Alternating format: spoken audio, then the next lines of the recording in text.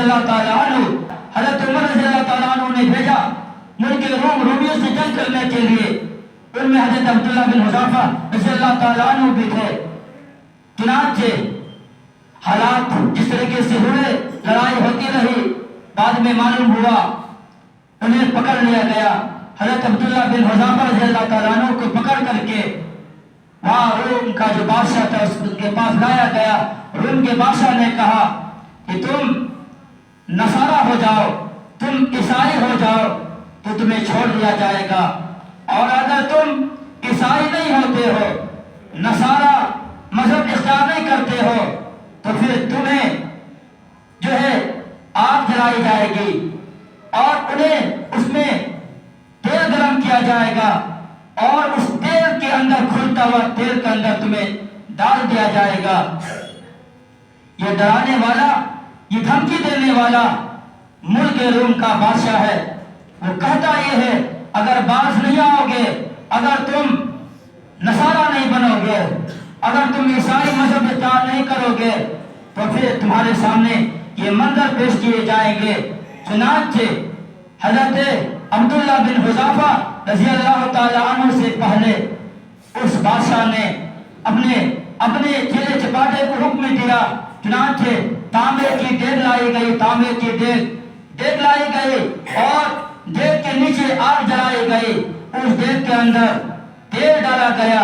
تیل جب ابلنے لگا، جوش مارنے لگا، ایک مسلمانوں میں سے ایک کو لایا گیا اور کہا کہ تم ایمان سے پھر جاؤ، ورنہ تمہیں اس آگ میں، اس تیل میں ڈال دیا جائے گا۔ چنانچہ وہ اپنے ایمان سے نہیں پھرے، انہیں پکڑ کر کے ابلتا ہوا تیل کے اندر ڈال دیا گیا۔ پورا جسم جل گیا، گوشت تیل میں گھومنے لگا، تیرنے لگا اس تیل کے اندر۔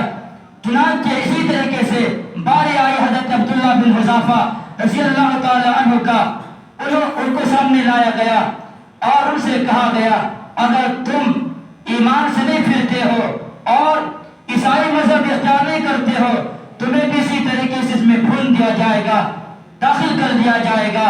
چنانچہ جب انہیں لایا گیا، سامنے لایا گیا، وہ رونے لگے۔ بادشاہ کے پاس یہ پیغام لے کر کے ان کے چیلے چپاٹے نے گیا کہ وہ عجیب غریب معاملہ ہے، وہ تو رو رہے ہیں۔ انہیں حکم دیا کہ اسے میرے پاس لے کے جاؤ۔ حضرت عبداللہ بن حذافہ رضی اللہ تعالیٰ عنہ کو روم کا بادشاہ کے پاس لے جایا گیا۔ حضرت عبداللہ بن حذافہ نے کہا میں رو رہا ہوں اس لیے کہا کہ تم سمجھتے یہ ہو کہ میں موت سے ڈر جاؤں گا، میں موت سے ڈر رہا ہوں، مجھے موت دکھائی دے رہی ہے اس لیے میں رو رہا ہوں۔ کہا نہیں، میرے رونے کی وجہ یہ ہے، میرے آنکھوں سے آنسو گرنے کی وجہ یہ ہے کہ رب نے مجھے ایک جان دی ہے۔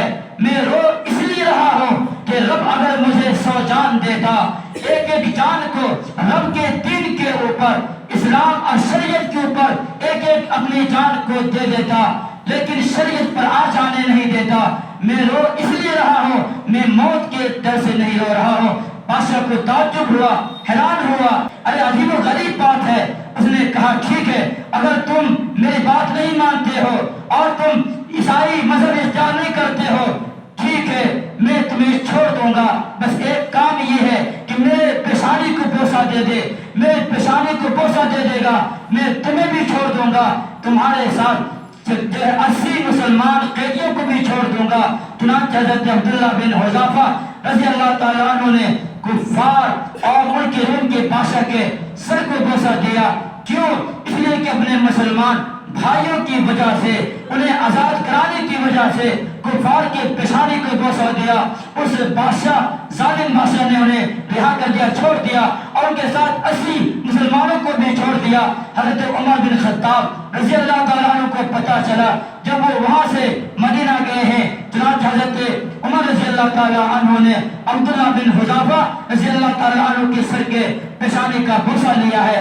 میں یہ واقعہ سنانے کا حاصل کلام خلاصہ یہ ہے، حالات کس طریقے سے آئے تھے، لیکن انہوں نے کبھی بھی ایمان سے نہیں پھرا، اور انہوں نے بباغ طول یہ اعلان کر دیا دیا.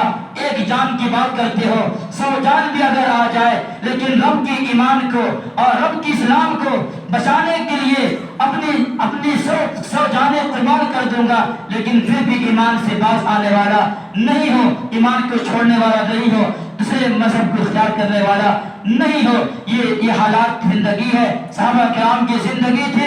ہمیں اور آپ کو کامیابی جبھی ملے گی جب ہم جا کر کے صحابہ کرام رضوان اللہ تعالی علیہ مجمعین کے پھر سے زندگی کو اپنائیں گے, تب جا کر کے ہماری زندگی میں رونقیں آئے گی, بہاریں آئے گی, سکون آئیں گے. اور جب کہ ہمارا آپ کا خاتمہ ایمان کے اوپر ہوگا, وہاں بھی ہماری زندگی اور وہاں بھی ہمارا معاملہ بہتر ہوگا.